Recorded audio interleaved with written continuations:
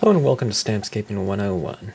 This is a scene that I have composed already using Stampscape stamps as well as stamps from another company. I was just getting some scenes done for a swap that I'm in, and in this swap it's not so much a Stampscape swap, it's a scenic stamping one, and I like to incorporate stamps from other companies. Some of the stamps that I really tend to like from other companies are the companies that tend to have old engravings, the ones with a lot of detailed imagery, often from, like I said, old engravings, things like that, old illustrations out of different books. These stamps right here, these mushrooms right here, and I've stamped out two of them, and this is the smaller version again, and a couple different angles. And these mushrooms in the background, as well as this caterpillar, I've done two of them right there, are all by a company called 100 Proof Press, and they have, I don't know, probably thousands of different images, and I don't know, it's one of those companies that I go through the catalog, and I'll tell you, I can probably order just about 80% of them, and I don't know, would still have more to have on my wish list. But anyways, how I've done this is I've stamped out a couple of these mushrooms, and then I've gone in with our grass texture, and I've filled in. I didn't do any masking on this, and filled in around this. Okay, no tight masking. I've done a rip paper towel mask. Stamped this in here, okay? But now this big log in the background is our tree trunk, usually stamped vertically, but what I've done is I've stamped it here, and again I had this paper towel mask there, stamped it once, inked it up again, and I had this area masked out right here, and I stamped it again, trying to match up this, with that. Didn't happen quite, as seamlessly as I wanted, so I stamped the caterpillar, boom, right over that little intersection. This is the grass sedge filler stamp, stamped several times, giving it this kind of sloping backdrop in here. And then I've stamped out our birch trees, our new birch ones. Here's one impression right there. Of course it was upside down. Two, kind of going off the page. Three impressions, and with the smaller version of them, I've stamped this right in here. In the background, we have the Eerie moon stamp, and that just ended right there. But I wanted to get some of that additional texture, so I've just taken and inked up this portion of it, and I've kind of dabbed it around, here and there in the background. I've stamped it right over the tops of the birch trees, because I knew that the scene, kind of being a nighttime scene, would be dark, and I don't need to worry about, having a little bit of tone or texture in those birch trees. So anyways, I'm going to start off with the coloring process now, and I was kind of undecided as far as my approach on this, as far as what colors that I'm going to use, so it'll go through some blue tones. I think I'd use some little bit of green tones and brown. If anyone knows moonlight, you wouldn't actually see, various hue out there, because the moonlight would wash out those colors, but I don't know, this isn't photography that we're doing or something like that, In this scene, you're more of a kind of a stage lighting director, and you're moving, you're directing light however you want it. That's one of the beauties of, scenic stamping. You get to create things however way you want them to, however way you want to. Okay, right now I'm using this Memento Summer Sky. That's the color. And it's a really light, pale blue. Memento inks, as I've stated in past videos, are kind of a slippery ink, so it really gives me time to blend it around. And what I'm going to do is I'm going to start establishing the lighting scheme of the scene.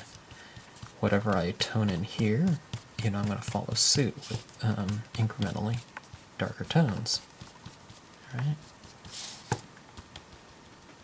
Whatever you want to remain light, don't ink it up. All right, now we're going on with some very light tones, so it's not a huge commitment to shade, color, and value. So starting light is kind of always recommended. It gives you plenty of time to, change the course of your strategy and coloring schemes and whatnot. Okay, so just start very light, and again, I'm starting very thick in terms of the ink. So it really spreads around. I can do that, and it just spreads right out. And that's kind of what, that's what I want when I'm doing my scenes, when I'm inking or coloring anything up. I want ink that's easy to manipulate after I've already applied it to the board. Okay, now this over here, which I've inked out, what I did a minute ago, I mean, that's not going to spread around. It's set, but, for a while, you can really spread it around, and you don't need it to be, you don't need to manipulate it, a minute later or something like that. That would be much too slow in terms of the drying process. Okay, there's a base blue. That's okay. Before I switch up and change hue, let's stick to the same color family. Let's go with a little bit of this other blue. This is a Salvia blue from Marvy. Thinner ink, therefore it'll penetrate, hopefully, and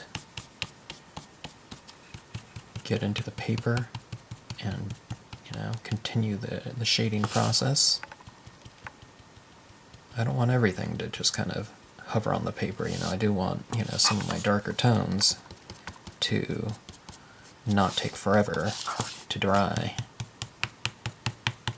See some of these areas right back in here, here and there, leave some areas a little bit lighter, just for some variation. I think it makes certain areas stand out a little bit more.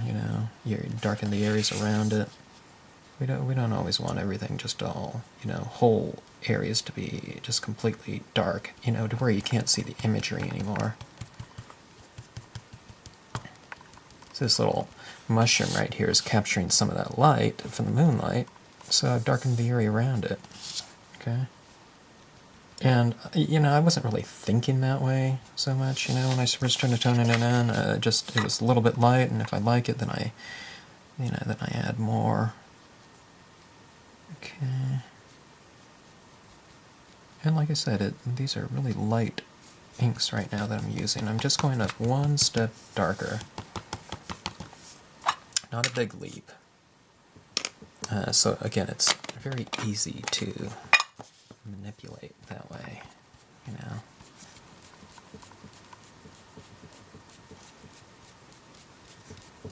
Let's get a little bit of tone over that moon, just so it's not so stark white. I want it to stand out, but I don't want it to stand out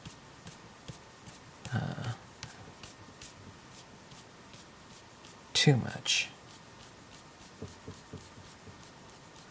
Okay.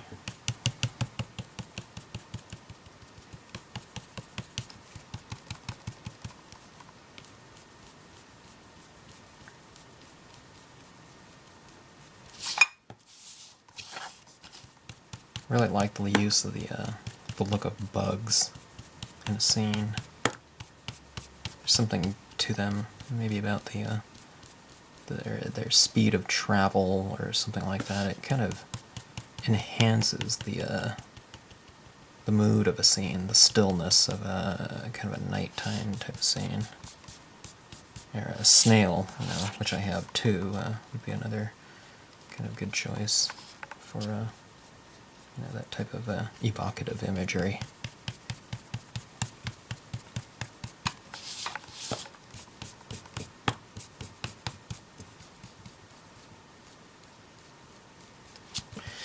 All right.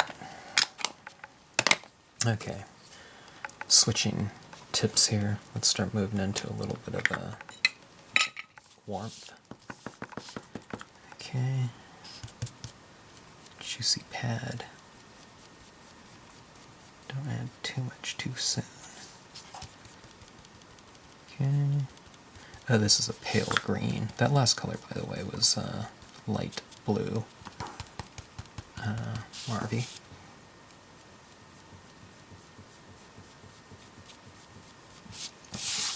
Pale green going in.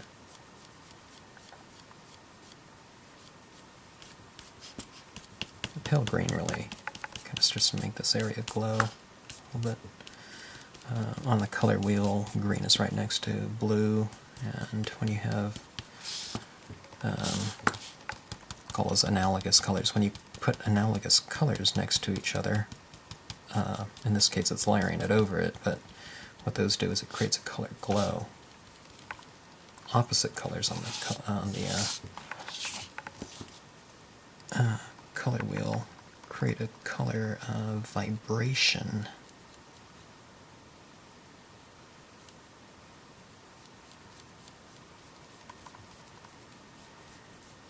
Okay. Kind of warming things up a touch. And let's try a jungle green, slightly more yellow green. Kind of test it out, you know. If you're not sure, you can always use a very thin layer of a color. You don't have to go in, you know,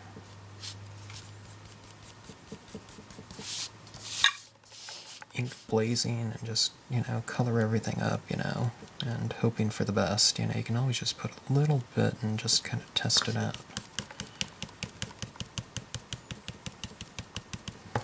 Okay.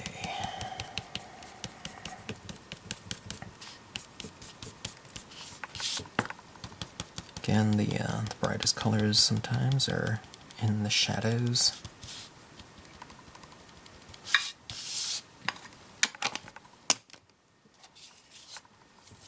I think it's time to move into some darker tones.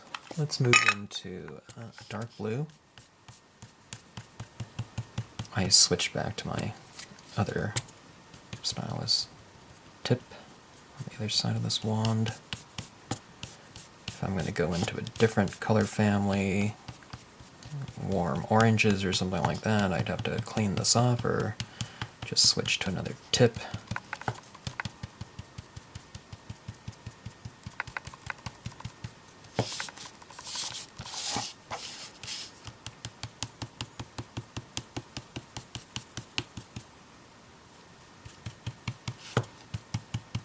I have those alcohol-based pens, and those are going to be really come in handy with a scene like this. Coloring those birch trees, the caterpillars and whatnot.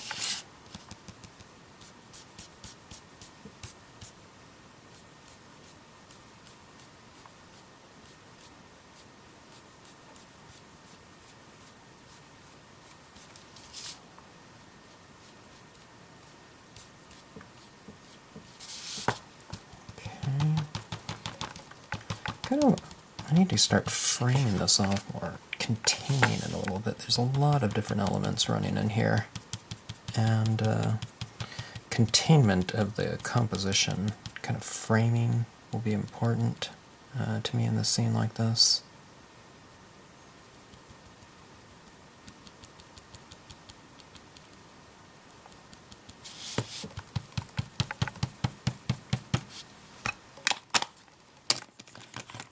Alright, let's switch up here. Let's add a little bit of warmth. This is a pale orange. Woo, that is a really juicy pad. Let's add it down here, into the grassy area. Start coloring in some of this fallen tree.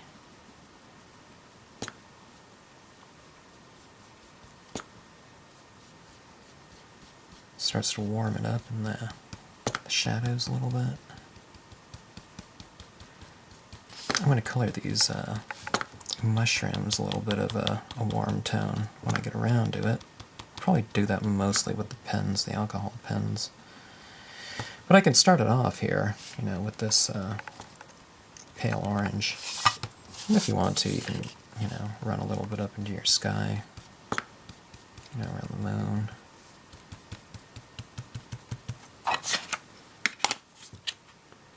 Okay, and to part one. I think the next